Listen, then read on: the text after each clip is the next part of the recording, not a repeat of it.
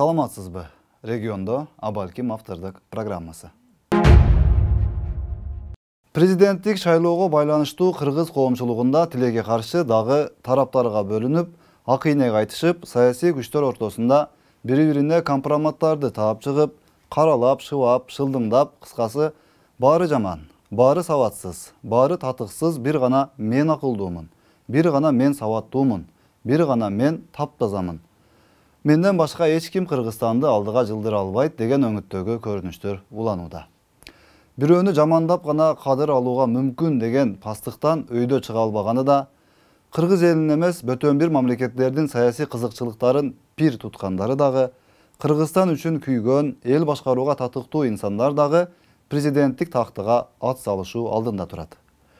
Шайлоо өз жолунда өтө турган нерсе деңизчи. Бирок шайлоонун айынан, тагыраагы анын кесепетинен бир уч кыргыз элибиздин ынтымагы алсырагандан алсырап жаткандай сезилбейби?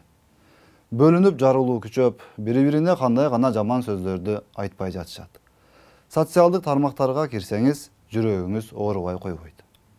Туура, ар бир саясатчынын өзүнө жараша колдоочулары бар, фанаттары бар. Бул табигый эле көрүнүш экени түшүнүктүү. Бирок бирөөнү колдоо дегендик бул ыпыластыктарга баруу, жүзү жоктук кылуу. Элдин эмес, ошол колдоп жаткан адамыңдын кызыкчылыгын баарынан бийик коюп алып, зомби сыяктуу абалга келүү дегенди түшүндүрбөйт да. Сиз колдоп жаткан адам крокодил учат, мен азыр көрдүм, учуп жүрөт деп, анан бир аздан кийин мен мынтип айткан жокмун, балам, Аллах күбө деп койсо эле, ага берилип, ал адамдарды пайгамбардай көрүп алганыбыз туура болбосо керек. Кимди колдошуңуз албетте өзүңүздүн жеке эркиңиз. Кыргызстанга президент болуу үчүн сөзсүз башка мамлекеттин бийликтерине жагынуу зарыл деген түшүнүк да калыптанып калгандай. Бул жолку шайлоодо да күтүлгөндөй эле батышчыл күчтөр менен Кремлдин колдоосундагы күчтөрдүн атааңдаштыгы орун алары белгилүү болуп калды. Кыргызстанда бул эки тараптын өздөрүнүн белгилүү арык чабарлары бар да. Мындайча айтканда, гейлерди пир туткандары бир тарап, Кремлге ыктагандары бир тарап болуп, ар кандай аталыштагы уюмдары, партиялары, долбоорлору, программалары менен ошол чет жактагы кожоюндарынын буйруктарын кынтыксыз аткарып жүрүшкөнүн бүгүн баамдабаган кыргызстандык калбаса керек. Бүгүн Садыр Жапаровду болушунча элге жаман көрсөткүсү келип жаткандар да дал мына ушул гранд-пруштар экенин түшүнүп турсаңыз керек. Президенттик шайлоодо да дал ушул күчтөрдүн оюну орун албай койбойт. Орусиянын таасирине илешүү үчүн болгон амал көйлүгүн колдонуп жаткандары, Россияга бара калып, каражаттын көзүнө карабай маалымат жыйын өткөрүп, бүтүндөй дүйнө элине Кыргызстан, кыргыздар тууралуу кандай гана сөздөрдү айтышпады. Ачыктан ачык жагалданып, тизе бүкпөгөн эле калбаса, тамаша айтымыш болуп, кыйытымыш болуп, өзүнүн позициясын көрсөтүп келишти. Некоторые говорят, и в этой шутке есть доля правды, больше, чем правда, что чтобы стать кыргызом, сначала ты должен быть русским.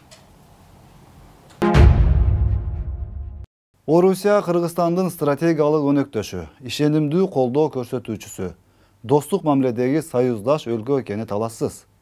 Биз барып орустарга кыргыз болуш үчүн эң оболу сен орус болушуң керек дебесек деле, достугубуз улана берет да. Анда Өзбекстанга барып, сен кыргыз болушуң үчүн биринчи өзбек болушуң керек дейлиби? Казакстанга барып, сен кыргыз болушуң үчүн биринчи казак болушуң керек деп жагалданайлыбы? Кытайга барып алып, сен кыргыз болушуң үчүн биринчи Кытай болушуң керек деп карызды кыскартууга аракет кылып көрөлүбү?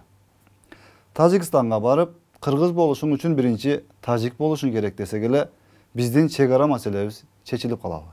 Кыргыз болуш үчүн биринчи ким болушуң керек экенин ар жерге барып алып, колдоо табуу үчүн намыстан ылдый түшүп отурбастан, жөн эле мен президент болушум керек, мени колдоңуз, ак батаңызды бериңиз урматтуу орус бийлиги, мен силердин ар кандай талаптарыңарга макул болуп иштеп беремин деп эле айтылышы керек эмес беле? Бирок кыргыз элине ким башчы болушун бир гана кыргыз эли чечиши керек. Эгер Адахан Кимсанбаевичти кыргыз эли колдоп, президент болуп калса, анда эч кандай маселе болушу мүмкүн эмес.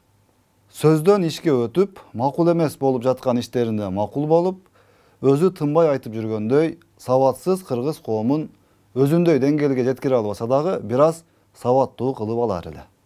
Балким ошондо Адахан Мадумаров башка өлкөлөргө иш сапары менен барып калса, кыргыз болуш үчүн биринчи орус эмес, намустуу, уяттуу, азыраак сүйлөп, көбүрөөк иш кылган мекенчил болушун керек деп сүйлөп калар. Саясат өз жолунда, саясатчылардын багытына, мүнөзүнө, кызыкчылыгына жараша тынымсыз улана берчү нерсе да. Негизгиси кыргыз элибиз биримдик, ынтымакты бекем кармап, бир муштумга бирикпесе, кайдагы өнүгүү да, кайдагы келечек тууралуу сөз болушу мүмкүн. Туура, бүгүнкү күндө президенттикке ат салышып жаткандардын ичинен негизги күрөш Садыр Жапаров менен Адахан Мадумаровдун ортосунда жүрө тургандай көрүнүп турат. Эки талапкердин тең колдоочулары, күйөрмандары бар.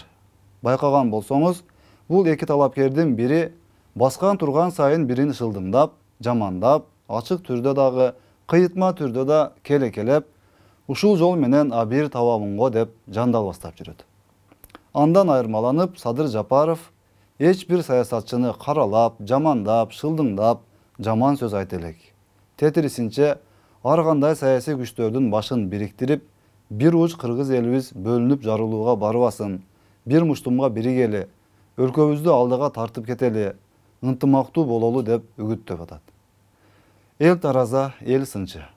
Кудай буйрган кыргыз эли колдогон киши президент болот. Кандай болгондо да кыргыз элинин ынтымагы баарынан маанилүү жана зарыл экенин унутпаңыз.